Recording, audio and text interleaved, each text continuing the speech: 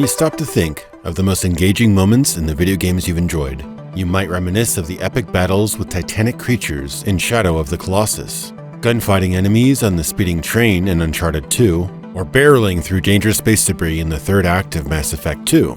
Yet the most endearing memories I've had in my experience as a gamer were those of everyday or mundane activities you could take part in, like your daily commute in Deadly Premonition. Driving under the speed limit without threat of danger or tension seems like the most boring take on the Grand Theft Auto formula ever made. But the simple act of getting into your car and cruising the roads is both soothing and grounding, and adds a pinch of reality and atmosphere to your experience. The sense of distance between locations loosens the suspension of disbelief that so many games hang over their players. In the Elder Scrolls Skyrim, you can walk across the map in half an hour.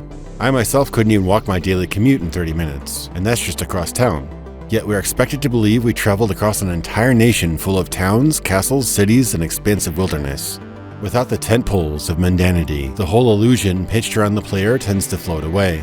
In Deadly Premonition, the quiet, mundane parts of an experience help create that stark contrast to the more exciting moments. Sipping a cup of coffee at a hotel makes the horrifying chase by an axe murderer an hour later seem all the more jarring and disturbing.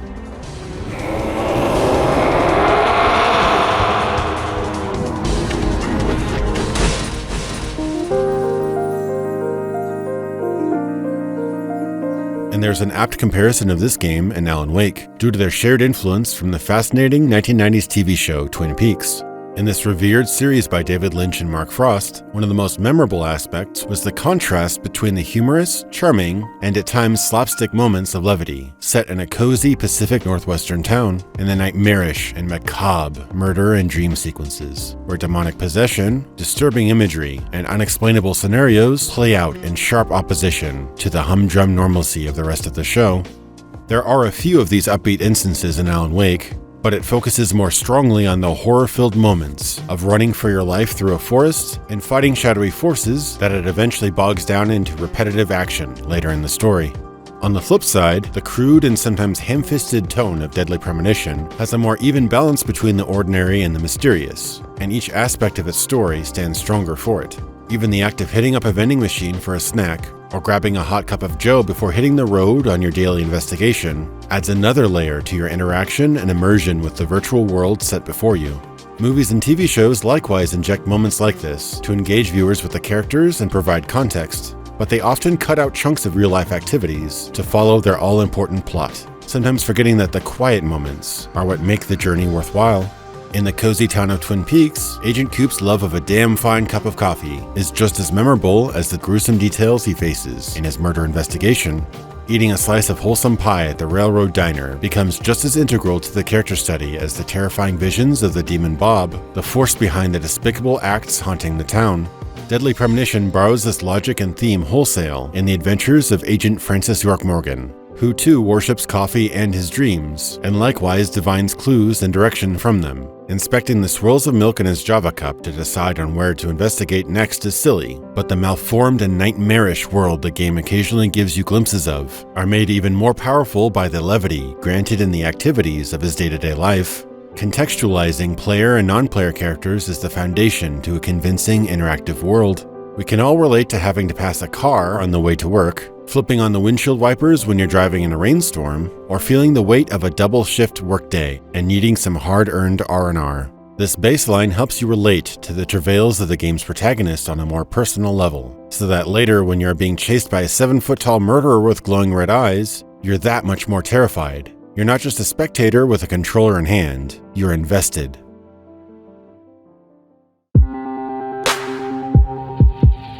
One of the staples of the Deus Ex series was the sometimes trivial interactivity with objects in the game world. Flipping light switches, turning on faucets, or flushing toilets just to see if they would actually do anything may just be needless busy work that doesn't amount to anything, but it helps coalesce the world and its inner functions. Stopping for a sip of hard liquor or raiding the cabinets of apartments for potato chips isn't exactly crucial to the cyberpunk adventure at hand, yet the subtle disappointment you might feel when clicking on an object that you should be able to pick up or use creates a wall between the player and the game, and that wall is the barrier between the game designer's machinations and the gamer, something we all strive to make as thin as possible.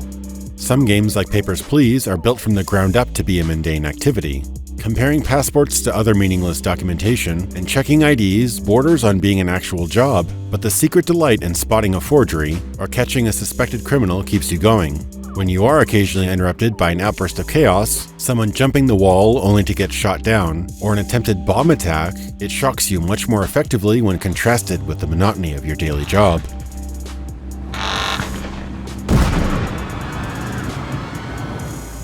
One common complaint about the Sega Dreamcast classic, Shenmue, was the so-called boring activities in the game. This cult classic puts you in control of the life of teenage martial artist Ryo, whose father and sensei is killed in a dispute over a mysterious artifact. But in its gameplay has you walking the streets of Japanese cities, questioning citizens as part of your investigation, keeping tabs on your schedule, and even killing time waiting for a meeting or a business to open. Judging from this plot hook, you'd probably expect a high adventure of revenge, with the occasional popcorn flick plot device like a good Bruce Lee movie. Instead, we're treated to a low-key life simulator meets detective game, with only brief breaks into martial arts sequences. You stupid!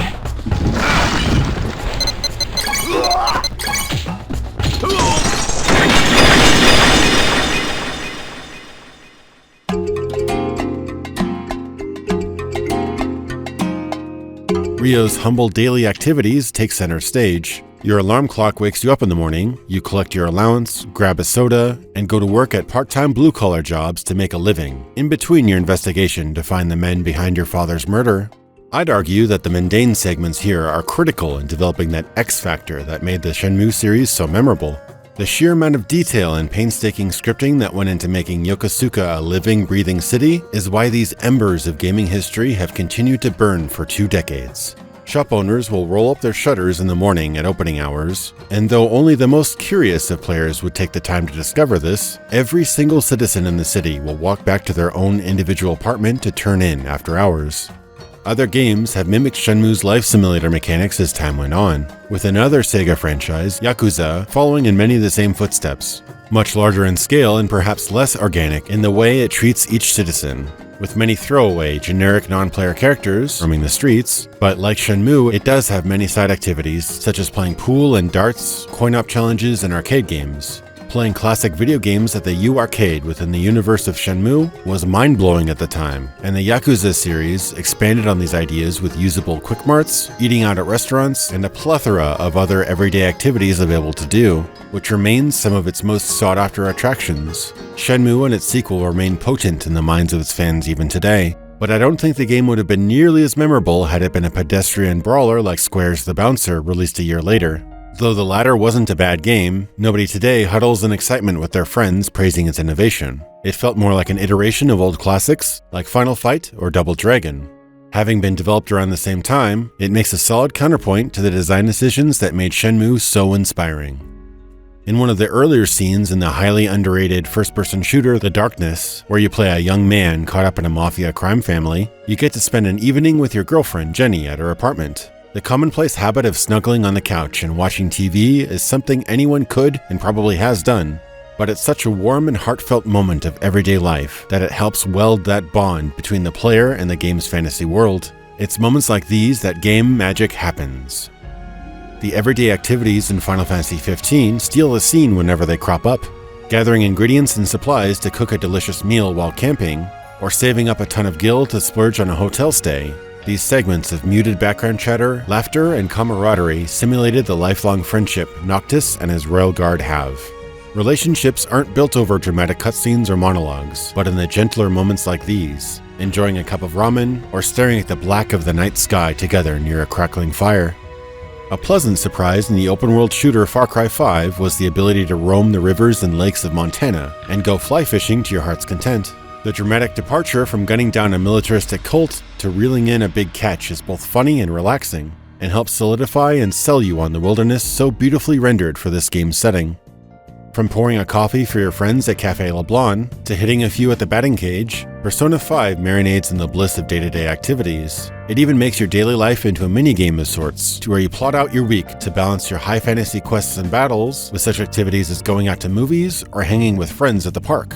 Similar to Shenmue and other Japanese life simulator hybrids like it, persona even incentivizes getting a real-world job, like helping out at a flower shop, a convenience store, or a restaurant. Even eating a huge hamburger boosts your stats, making these activities both fun explorations into this virtual world and worthwhile expenditures of your in-game resources.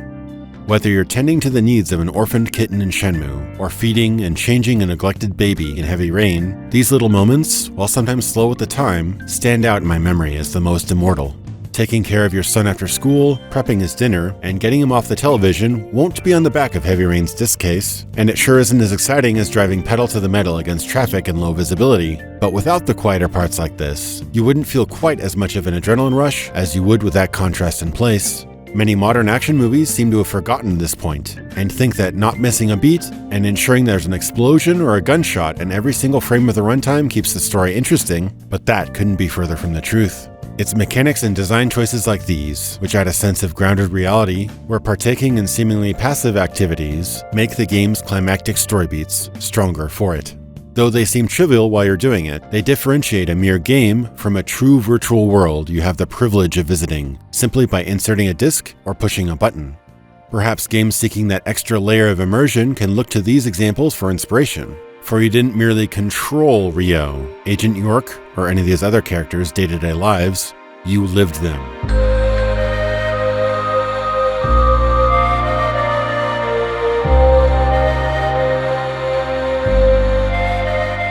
I hope you enjoyed my video and got to hear a take on game design you hadn't heard before. Let me know your ideas in the comments about your experience with the mundane activities in games and your thoughts on their integration. I want to give my heartfelt thanks to all my truly awesome patrons. Check out my Patreon page to support my channel if you like, have your name proudly listed here, and to receive exclusive content monthly. And as always, thanks for watching.